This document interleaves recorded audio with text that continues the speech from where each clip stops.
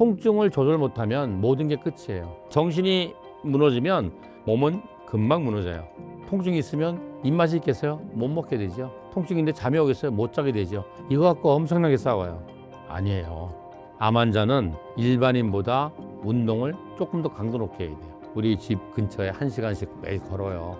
그거는 힐링이에요. 반드시 근력 운동을 해야 돼요. 암 치료받는 분들이 가장 힘들어하는 건 항암 자체보다 먹지 못하고 기력이 떨어지는 문제라고도 하는데요.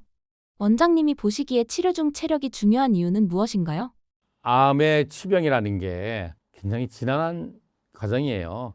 시간도 오래 걸리고 아무리 초기암이라도 뭐 1년 이상은 걸리죠. 뭐 진단받고 수술하고 저쩌고 하면.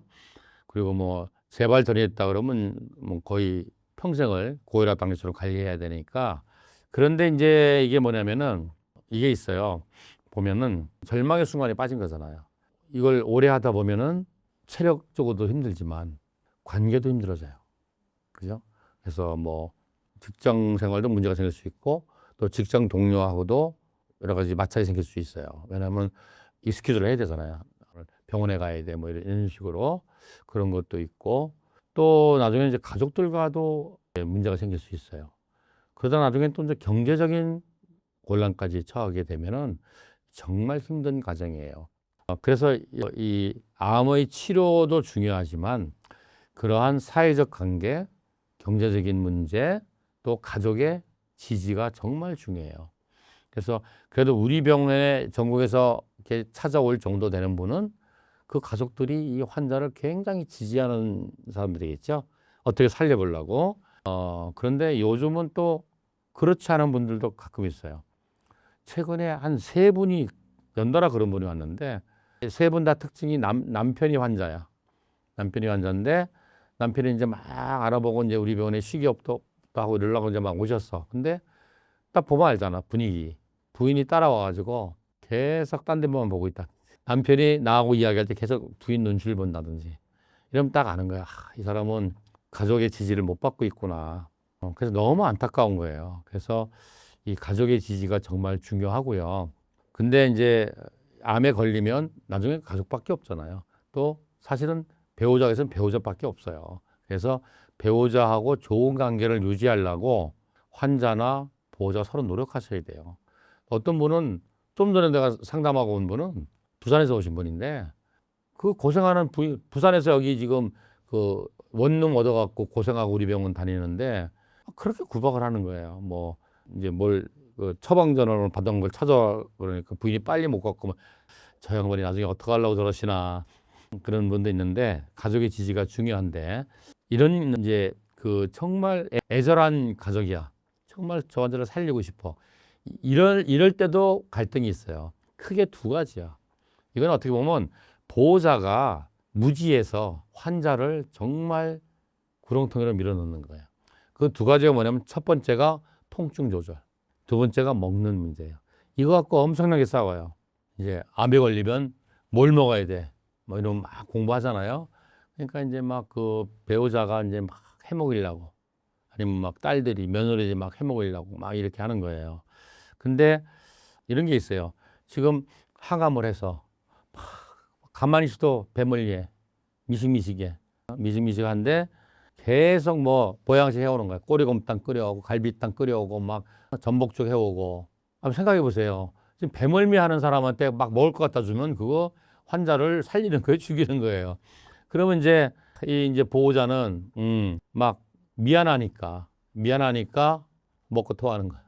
그런 것도 있고 또 하나는 뭐냐면 이 환자는 지금 항암을 해서 먹질 못해. 먹질 못하는데 그 사람은 정말 그 자기가 이제 옛날에 좋아하던 걸 먹고 싶은 거야. 근데 이 배우자는 이 암 환자가 이런 거 먹으면 안 된다고 말이야. 식이요법 해야지 팍 이러는 거예요. 그래서 내가 그러죠. 아니 보호자님 이러면 환자 죽어요. 그러니까 보호자는 뭐냐면 암 치료식을 공부해서 그걸 해주고 싶은 거야. 암을 치료해주고 싶어서. 근데 내가 볼 때 이 환자는 치료식은 할 행편이 안 돼. 체력이. 이분은 지금 뭐냐면 건강식도 못하고 회복식도 못하고 생존식을 해야 돼. 그나마 이걸 먹어야 좀 살아. 그래서 내가 어떤 경우는 어저께 왔다 오늘 오신 분이 있는데 이분이 지금 대장암이 간으로 전이 가서 2년 전인가 수술을 했는데 이제 또 간에 막 재발을 해서 지금 복수가 찼어요. 그리고 황다리 스텐트를 3개나 박았는데 그러니까 열흘 전에 대학병원에서 퇴원할 때 한 황달 수치가 7 정도 됐는데 어저께 우리 병원 처음 왔을 때 하고 오늘 보니까 10일까지 올랐어요. 그리고 복수가 이렇게 찼어요. 근데 이 보호자는 나한테 와서 보호자가 뭐라 하냐면 환자가 자꾸 시원한 단술을 먹으려고 그런대요. 그래서 암 환자가 이걸 단 걸 먹으면 어떡하냐고. 아니 지금 암 환자가 아니라 지금 저 양반이 좀 하루 종일 먹는 게 커피잔 한 잔도 안 될 텐데 뭘 가리냐고. 그러면서 자기가 그랬대. 원장님 그럼 해물탕, 해산물은 괜찮다고 이야기를 하세요. 아니 그게 아니라 지금 저분은 어떻게 먹어야 되냐면 본인이 땡기는 거. 지금 다 입맛이 없거든. 먹고 싶은 거. 그중에 먹고 나서 뭐 배탈이 나거나 통증이 오거나 토하거나 설사 안 하는 거를 먹어야 돼요. 생존식이야 지금. 그러니까 그래도 단술은 안 된다고 이야기해 주세요. 그래서 이런 경우예요. 이런 경우가 환자를 이제 괴롭히는 거죠. 그래서 내가 그런 분들한테는 보호자한테 뭐라 그러냐면 지금은 생존식을 해서 살아남으시고 그 다음에 이제 회복하는 회복식을 하시고 그 다음에 건강식을 하신 다음에 체력이 되면은 치료식을 합시다. 치료식을 하려면 양을 엄청나게 먹을 수 있어야 돼요. 근데 환자나 보호자는 마음이 급한 거야. 바로 지금 치료식을 하고 싶은 거야. 그래서 거스인요법 교과서에 그게 적혀 있어요. 환자나 보호자가 급한 마음에 치료를 서두르려고 하는 거를 말려라 이렇게 돼 있습니다. 그래서 제가 그래요. 이거 막 만들지 마세요. 만들면 다 버려요. 한 숟갈 먹고 다 버리니까 푸드코트 가셔갖고 먹고 싶다는 거 조금씩 갖고 와서 드시게 하세요. 제가 이렇게 얘기합니다. 두 번째는 통증인데 처음부터 통증 오는 사람은 없어요. 아주 많이 진행되면 이제 통증이 오기 시작하면은 통증을 조절 못하면 모든 게 끝이에요. 그리고 이 암성 통증은 참을 수 있는 통증이 아니에요. 아프면 환자가 어떻게 되냐면 이제 정신적으로 무너져요. 나 이제 안 되는구나. 정신이 무너지면 몸은 금방 무너져요. 그리고 또 통증이 있으면 입맛이 있겠어요? 못 먹게 되죠. 통증인데 잠이 오겠어요? 못 자게 되죠. 그럼 밤새도록 못 잘 때 낮에는 그래도 사람들이 있으니까 뭐 이야기도 하지만 밤에 다른 사람 다 자고 혼자 아파서 못 자면 무슨 생각하겠어요? 계속 부정적인 생각하잖아요. 그래서 통증을 못 잡으면 환자가 나빠지는 게 하루하루 눈으로 보여요. 그런데도 불구하고 어떤 보호자는 환자를 야단쳐요. 여보, 얘야, 남편 좀 참아봐. 이거 진통제 몸에 얼마나 나쁜데 암 환자가 이런 거 먹어서 되겠어? 병이 나으면 안 아플 거야. 이런 말을 많이 해요. 게다가 또 잘못하는 게 우리가 일반적으로 뭐 두통이 있거나 배가 아프거나 허리가 아프거나 무릎이 아플 때 먹는 일반 진통제는 부작용 때문에 오래 먹을 수가 없어요. 장복이 안 돼요. 근데 암 환자는 마약성 진통제를 써야 돼요. 마약성 진통제는 부작용이 극히 드물어요. 그리고 안전해요. 그런데 거꾸로 알아요. 이거 마약이래 마약. 이거 어떡할까 이거. 당신 마약 중독돼. 마약쟁이 돼. 그리고 이제 점점 내성 생겨서 안 들으면 나중에 어떡할 거야. 막 이런다니까. 근데 마약은 부작용이 없어요. 그리고 그러면 이게 진짜 내가 여러 번 설득해야 돼요. 환자나 보호자를. 환자는 먹고 싶은데 보호자 눈치 보고 있어. 워낙 자기를 잘하니까 뭐 자기를 위해서 하는 말이니까. 그래서 내가 이제 그러면 이렇게 합시다. 보호자님 나를 믿고 딱 하루만 먹어봅시다. 그러면 이제 딱 먹고 그 다음날 쌩쌩해 갖고 나타나는 거예요. 그죠? 그래서 이렇게 환자를 사랑하는 것과 도와주는 거는 좀 구분을 해야 된다. 이렇게 생각합니다. 암 환자가 살이 빠지고 근육이 줄어드는 걸 대수롭지 않게 여기는 경우도 있는데요. 체중이 빠지는 걸 왜 조심해야 하나요? 그러니까 이제 암 환자들이 저한테 물어보는 게 첫 번째 뭘 먹어야 돼요? 운동은 어떻게 하면 안 되지요? 뭐 이렇게 물어봐요. 아니에요. 암 환자는 일반인보다 운동을 조금 더 강도 높게 해야 돼요. 첫 번째 강도 높게 해야 되고 두 번째는 운동 뭐 하세요? 그러면 우리 집사람하고 우리 집 근처에 1시간씩 매일 걸어요. 그거는 힐링이에요. 힐링이야. 그건 운동이 아니야. 그죠? 걷기를 한다. 그러면 빨리 걸어야 돼요. 그래서 유산소와 무산소를 들락거려야 돼요. 그죠? 천천히 손잡고 이렇게 옛날 얘기하고 가는 건 그냥 힐링하는 거고. 그것도 필요하죠. 마음의 힐링을. 그러나 육체의 운동을 위해서는 걷기라도 빨리 해야 돼요. 이제 빨리 해야 되고, 근데 이렇게 그 유산소 운동만 하면 안 되고 반드시 근력 운동을 해야 돼요. 근육이 빠진다는 거는 몸이 망가진다는 의미고 면역이 없어진다는 얘기고 회복력이 없어진다는 의미예요. 그래서 제대로 먹지도 못하는데 운동까지 안 하잖아요.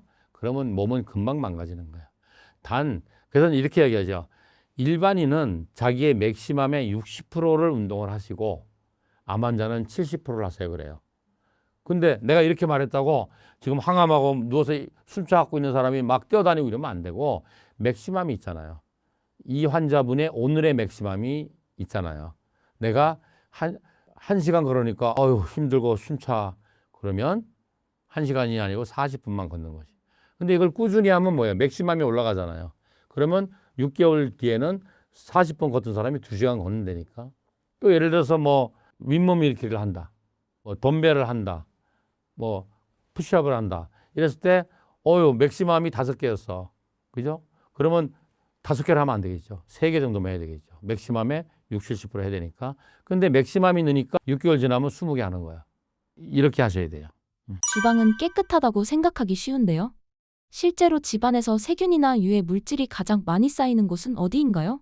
요즘은 모르겠는데 제가 의과대학 다닐 때 이제 미생물학을 해요. 예과 때. 미생물학 첫 시간이 뭐냐면 뭐 현미경을 주니까 뭐 눈이 띵그리지 현미경 처음 보니까. 그다음에 현미경을 갖고 자기 손을 보라 그래. 뭐가 보일까요? 막 겨다녀. 아, 깜짝 놀랐어요. 그다음에 뭐냐면 교수님이 나가서 이 비눗물에 씻고 오래 깨끗하게. 그러니까 3분의 2는 줄더라고. 그다음에 이제 뭐냐면은 우리 수술할 때 그 소독약으로 막 손 닦잖아요. 그런 식으로 10분을 닦고 오래요. 닦고 오니까 거의 없어요. 그래서 우리 주위에 다 균이 있는 거예요. 균이 있는데 내가 병에 안 걸린 건 내가 면역력이 커버해 주기 때문인데 내 면역력을 뛰어넘는 균의 개수나 활성도가 있으면 나는 환자가 되겠죠. 그게 우리 주변에 많단 말이에요. 물론 공기 중에도 있고 뭐 다 있는데 우리 집에서 보면은 우리 집이 제일 안전하고 깨끗해야 되는데 사실 그렇지가 않아요. 예를 들자면 그 제일 문제가 많은 곳이 아무래도 뭐예요? 음식을 만든 주방이겠죠. 주방 보면은 이제 뭐 주방용품이 다 이게 보통 문제가 아니에요. 일단 그 음식을 만들 때 쓰는 것보다 먹고 난 찌꺼기를 없앨 때 쓰는 것들이 문제예요. 행주, 수세미 뭐 이런 것들. 그리고 거기 싱크대에 보면 여기 그 음식물 걸르는 배수구 있잖아요. 거기 이게 항상 음식 찌꺼기가 이 세 군데는 묻어 있잖아요. 묻어 있는데 이걸 매일매일 우리 미생물 시간처럼 막 그 소독약으로 소독을 하면 좋은데 그렇게 못 하잖아요. 그러니까 항상 거기는 습하고 어둡고 그리고 항상 그 부엌은 따뜻하잖아요. 그리고 음식 찌꺼기가 묻어 있으니까 세균은 살기 정말 좋은 조건이죠. 그죠? 그래서 세균이 번식하기 때문에 우리 집은 보니까 행주가 저는 이제 담당이 뭐냐면은 먹고 나서 그릇을 전부 다 싱크대에 갖다 놓는 거. 그다음에 행주로 닦는 게 이제 제 역할인데 행주를 일회용을 쓰더라고요, 우리 집 사람이. 그거 굉장히 현명한 거예요. 그러니까 이게 종이는 아닌데 키친타올은 아닌데 일회용 행주예요. 그래서 쓰고 버려요. 왜냐면은 그걸 뭐 요즘 삶는 사람 없잖아요. 우리 어머니 때는 뭐 빨래도 삶고 속옷도 삶는데 요즘 글쎄요. 요즘 뭐 젊은 부부들이 행주 이런 거 안 삶을 것 같아요. 뭐 어떻게 소독하겠어요? 전자레인지 돌려? 그거 쉽지 않은 거잖아요. 그 뭐 마른 거 돌렸다가 팍 탈 수도 있고, 그죠? 그래서 전자레인지도 안 돼. 빨아.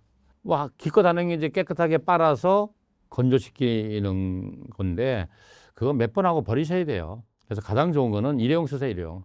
그리고 수세미도 철로 된 거 이런 거 가능하면 쓰지 마세요. 왜냐하면 그 식기가 다 기스나 버리잖아.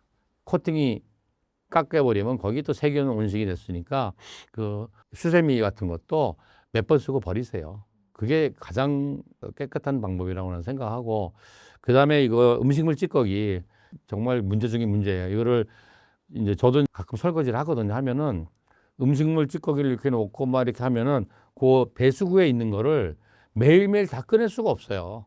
항상 거기 남아 있어. 그래서 거기가 항상 좀 찝찝하긴 해요. 그래서 가능하면 깨끗하게 이렇게 하시고 그다음에 우리 침대 있잖아요.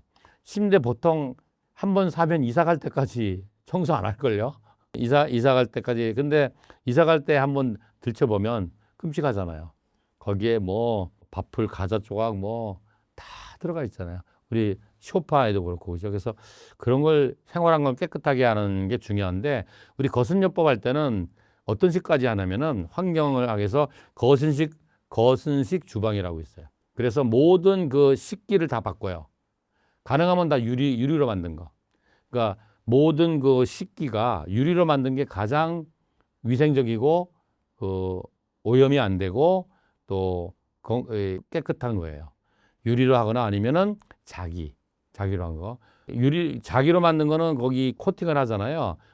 그게 또 깨지거나 이러면 바꿔야 되는데 유리는 뭐 이렇게 깨지면 끝나는 거지. 그게 뭐 안으로 세균 이런 건 없어요. 그래서 유리로 만든 모든 그릇. 그래서 거슬식 부엌에서는 전부 다 유리로 쓰게 해요. 아니면 아니면 이제 스테인리스. 그죠? 스테인리스는 그 종류. 나쁜 거 제일 나쁜 게 이제 양은 그릇 이런 건데 그 양은 그릇 한번 양은 그릇 좀 오래 쓴 거에다가 혀 한번 대보세요. 쇠 냄새 나요. 그래서 양은 그릇 잘 안 쓸 것 같아요. 우리 어릴 때는 거기다 라면 많이 끓여 먹고 했는데 그런 거 쓰지 마시고. 그 다음에 또 뭐냐면 거전식 부엌에서 강조하는 게 물이에요. 물인데 물론 정수를 해야 되겠죠. 정수도 역삼투압으로 하라고 돼 있어요. 그게 가장 깨끗하다. 그리고 우리가 먹는 물에서 두 가지 성분을 없애야 된다. 하나는 불소고 하나는 염소를 없애야 된다. 이렇게 돼 있어요.